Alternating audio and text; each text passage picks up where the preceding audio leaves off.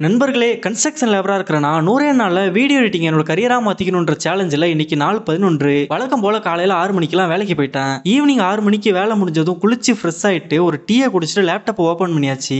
நேத்து நான் போட்ட வீடியோவை பார்த்திருப்பீங்க. அதுல பெருசா எடிட் எதுவும் இல்லாம சும்மா ராவா தான் இருந்திருக்கும். அதனால அந்த வீடியோ எடுத்து அதை எங்கேஜிங்கா எடிட் பண்ணி என்னோட போர்ட்ஃபோலியோவோட செகண்ட் வீடியோவை ஆட் பண்ணிக்கலாம்னு ஒரு ஐடியா. அதனால அதுக்கான வேலைகளை ஸ்டார்ட் பண்ணிட்டேன். இப்போ உங்க எல்லாருக்கும் ஒரு கேள்வி இருக்கும், என்னடா எடிட்டர்ன்ற ஆனா உன்னோட வீடியோவே ஒழுங்கா எடிட் பண்ணாம ராவா தான் போஸ்ட் பண்ற, நீ எப்படி கிளையண்டோட வீடியோஸ்லாம் எடிட் பண்ணுவானே? அதுக்கான காரணம் என்னன்னா, இந்த 100 நாள்ல பெருசா பெர்ஃபெக்ஷன் எல்லாம் பார்க்காம கன்சிஸ்டண்டா இருந்து எப்படியாச்சும் என்னோட கோலை அச்சீவ் பண்ணணும்ன்ற வெறியில ஓடிட்டு இருக்கேன். காலையில 5:30 மணிக்கு எழுந்திருச்சு 6 மணிக்கு வேலைக்கு போயிட்டு சாயங்காலம் 6 மணிக்கு வேலையை முடிச்சுட்டு குளிச்சு ரிஃப்ரெஷ் ஆயிட்டு திரும்பவும் 7 மணிக்கு உட்காந்து டெய்லி வீடியோஸுக்குலாம் வாய்ஸ் ஓவர் கொடுத்து அதை எடிட் பண்ணி அப்லோட் பண்ணிட்டு 8:30 மணிக்கு சாப்பிட்டு வந்து 100 நாள்ல என்னோட கோலை அச்சீவ் பண்றதுக்கு என்னென்ன கத்துக்கணும், என்னென்ன வேலை பார்க்கணும்னு பிளான் பண்ணி அதில் ஃபோக்கஸ் பண்ணி 11:30 மணி வரைக்கும் ஒர்க் பண்ணிட்டு நாளைக்கு என்ன பண்ணணும்னு பிளான் பண்ணி வச்சுட்டு 12 மணிக்கு போய் படுத்து முழுசா 6 மணி நேரம் கூட தூங்காம அடுத்த நாள் காலையில 5:30 மணிக்கு எந்திரிச்சு வேலைக்கு போகணும். என்னோட அன்றாட வாழ்க்கை இப்படி இருக்கிறப்போ என்னோட டெய்லி வீடியோஸை நல்லா எடிட் பண்ணுன்றதுல மட்டும் ஃபோக்கஸ் பண்ணா